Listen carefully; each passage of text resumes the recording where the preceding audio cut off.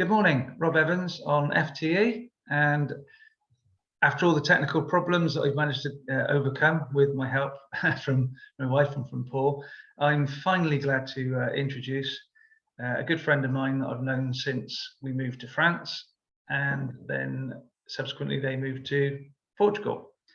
Very quiet gentleman who has, and I'm going to big him up, who's done many things in his career through artistry, and he is gladly come along today to help me talk openly about depression.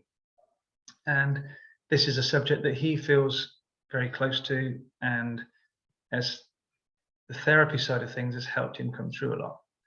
Now I'm going to pass over to Paul Woods, who's a good friend, like I said before, and I'll let you do a small introduction to yourself, Paul. So welcome. Okay, hello. Nice to get you up on screen again. Yeah. So you're going to ask me some questions. A little bit about myself. As you said, I'm an artist first and foremost. I've suffered with depression for most of my life from an early age all the way through until now. My wife died recently, so that's caused a lot of very recent upset and stress. But I've been coping with it pretty well, despite it being very fresh in my life at the moment. Yeah, I can imagine. So obviously not to dwell on Asha because she's just an incredible lady. Do you sort of feel that being able to talk, obviously you've spoken to me, we've spoken before previously about this, do you feel it's helping you talking and openly talking about things that are happening to you? Talking is really important. I find being very open and honest about it is very important to help one through a situation. The difficulties can be is how people respond. Yeah. A lot of people don't understand depression. They shy away from it. They don't know how to respond to some very difficult admissions that you have to go through. Yeah. It's not easy for people that you're talking to engage with someone talking about depression. Did you, I know, like you say, I won't go into detail unless it's up to you, but we talked about some pretty dark things before when we first chatted. Did you find that easy? Because I've got I know with the fire service background, that dark humour, I'm quite, I wouldn't say blasé is the wrong word, but I'm quite open and I'm quite realistic and real about it. And to have seen and been subjected to things like that, I was more approachable, that I would listen and be aware of or sympathetic to how you were dealing with it. Do you find that was easier? I find it quite easy to talk about. Good. Because I know that it's such an important thing. Yeah. I'm very open about everything. There isn't any element of what I've been through that I'm not prepared to talk about. Yeah, you are an inspiration, Paul. I know like I said, we chatted for quite a time now. You are an inspiration, very resilient and bloody strong. Were you surprised when I released a book, and do you feel by seeing me making that jump and being open, and that could be anybody, there's so many more people talking about mental health and illnesses and depression, do you feel that's a good thing now that more and more people are coming forward? It allows others that are sitting quietly in the background to have a voice? Yeah, it's really important for people to come forward to talk about it. It did surprise me when you wrote the book, and I loved reading about it and seeing all your posts about what you're up to. it's definitely a positive move to have done such a thing, because it does need to be brought out into the open so people can talk about it without fear and judgment. Yes. Because the society nowadays is very quick to label, aren't they? And, oh, you've got this, you've got that. Well, actually, no, it's more as we've discussed. It's more complex than just the label, isn't it? There's how many labels can we pin on ourselves? It is complex, and it affects individuals in very different ways, and it affects individuals to a lesser or greater degree. It can be very deep. The depression can be seriously deep to the point of suicide. Yeah. Or it can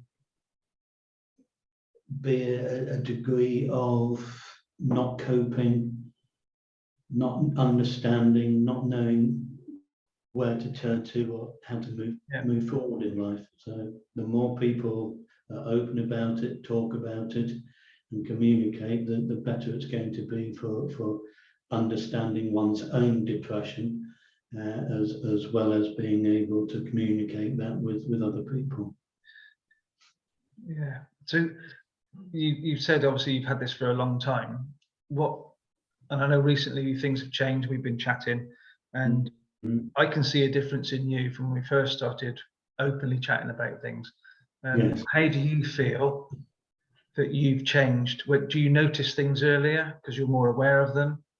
And that's the biggest thing. We don't talk about it, so we don't notice our triggers, our responses, reactions. How do you feel you're coping or changing things?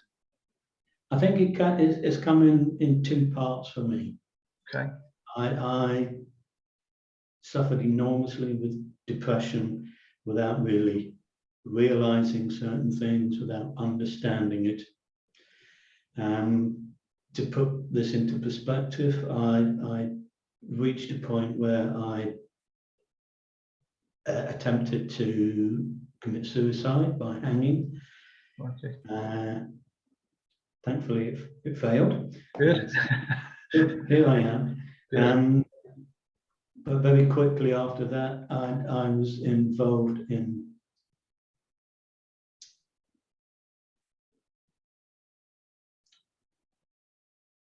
sorry, Rob. That's okay. Are you okay? I had to go into counselling very soon after. Once I explained to a doctor what had happened, he sorted out counselling very quickly. So in that sense, that was a good response. Good. I was in counselling for quite a long time, which helped enormously. But what's happened since then is I now understand my depression more fully now, and I can recognise when it's coming on, to what degree, and I understand how to respond to it, and make sure that I can sort of cut it short as much as possible. So it is difficult. It did take time to try and understand that the warning signs, to appreciate what was likely to develop and affect my life. Yeah. So I can deal with that much better now. Brilliant. There's a few things you brought up there. There's just, like you say, I said it before, you're strong and resilient, and do you know what? It takes a hell of a lot of courage to acknowledge something is wrong and to reach out for help. And most people won't reach out for help. And the professional help is there for us.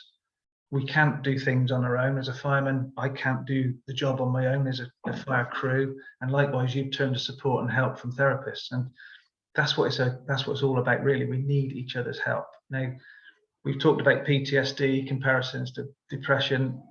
Mental health scope is huge, and we can't cover this. We both said we're not qualified or trained, but what we are in both our own separate fields is an inspiration to others. That's what I feel. You are an inspiration to me. I think, wow, how to have been in that dark place.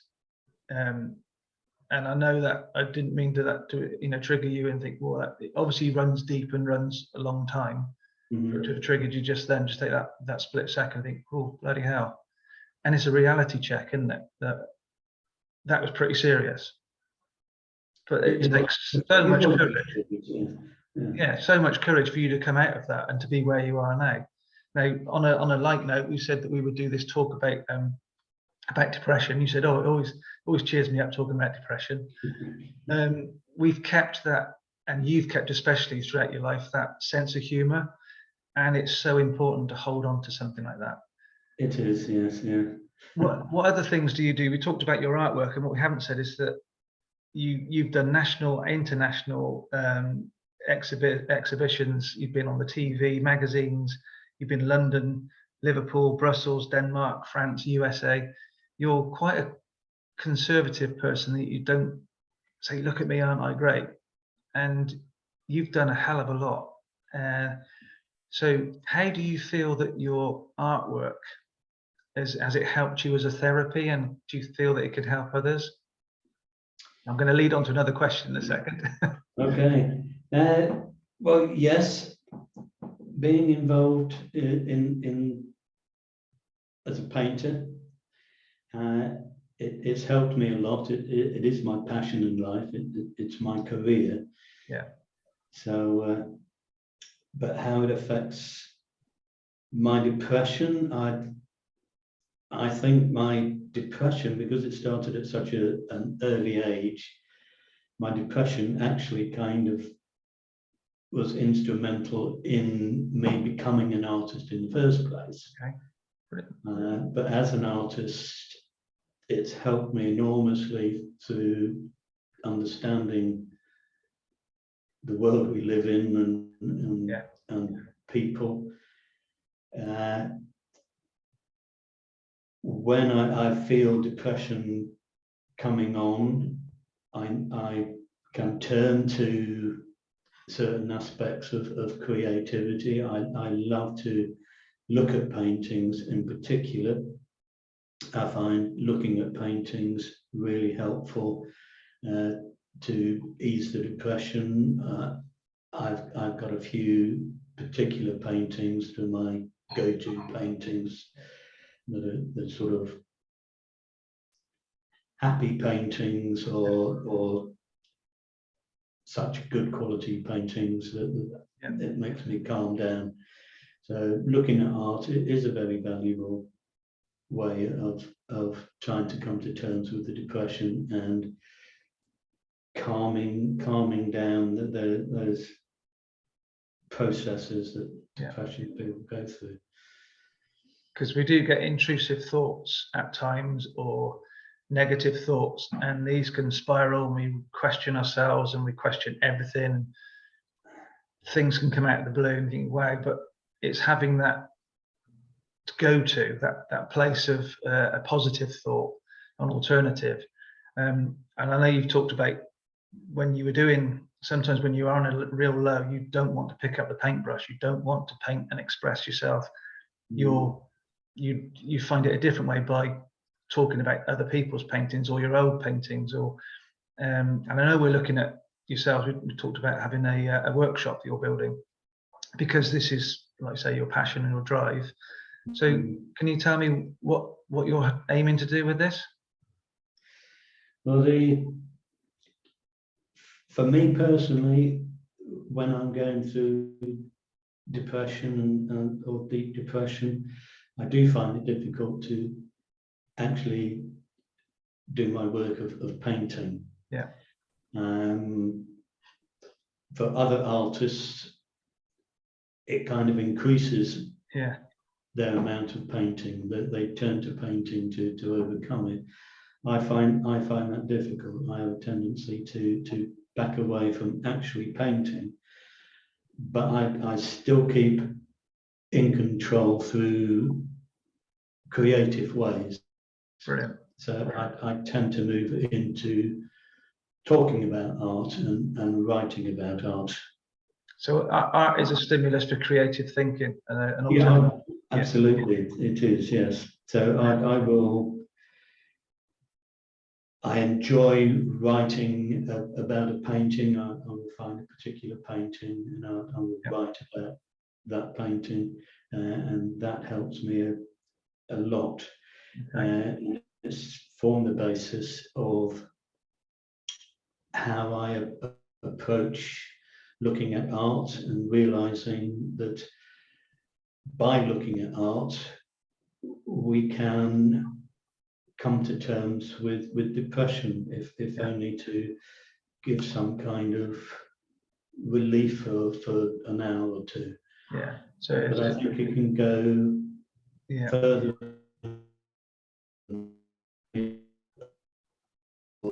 Just broke up slightly then, because I know you've got a storm in our sunny Portugal, and it's frozen. Hopefully, you haven't got a storm there just yet.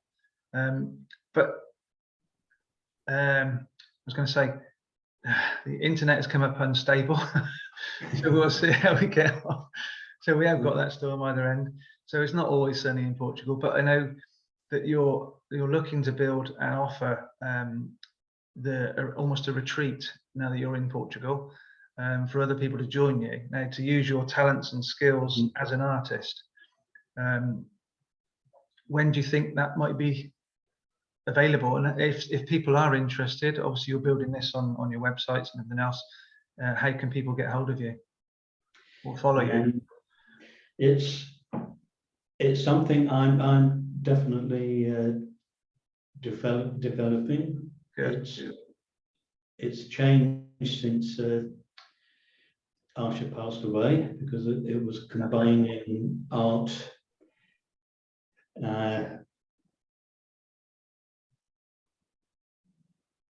with meditation. Yeah. So we're going to combine art and meditation together. But now it's just me. I can't do the meditation side of it, although I do like doing it when I can. And you meditate yourself as well, don't you? As an alternative, you do your own practice. I do my own bits and pieces privately. Good. So I'm trying to develop a creative events space. Okay. In my home for hosting exhibitions, different type of events, obviously along creative lines, getting people to come to my home, so I can talk and share experiences. I've got a lovely guest house for people who want to come and stay for longer periods,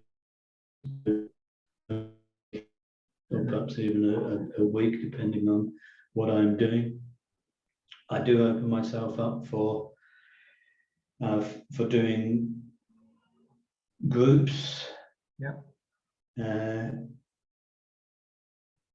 for painting and art appreciation.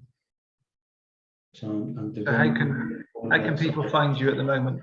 To find me, that I'm generally on Facebook. Okay. Mainly on Facebook. I do post up most of what I'm doing via Facebook. And you're happy for me to share this and post it out there, and people I'm happy for anything. Yes. Brilliant. No, it's really good to see. Like I say, in our short times of doing video calls, like I say, we're both not therapists, but we're both realists, and we're open and honest, and it's good to see a difference in you. So I know that what you're offering to people, when you can see it from a real term experienced guy who's got a wealth of knowledge with the art background, but also from the depression side of things, you can relate to people, and you've got the positivity to keep pushing forward. And I think what you've got is really exciting for people to join and to use as their alternative therapy. So yeah, it's brilliant, and I'm glad you've joined me today and been so open and honest about stuff. I'd like to say we'll do this again and go into more detail about other things.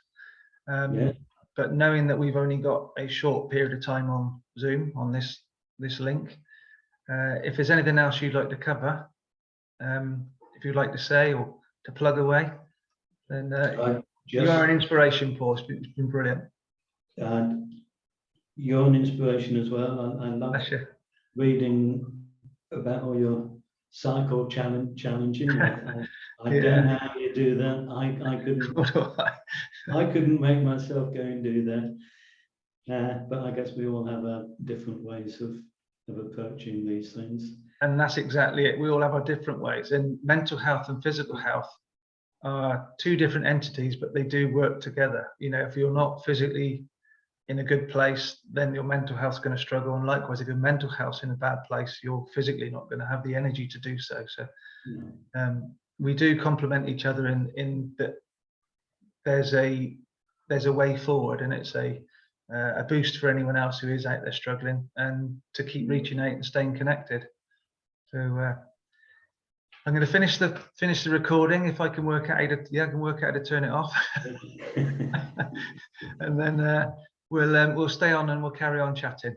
But thank you, Paul. It's Paul Woods. Contact you on Facebook, and I'll put the links on to something else so they can contact you direct.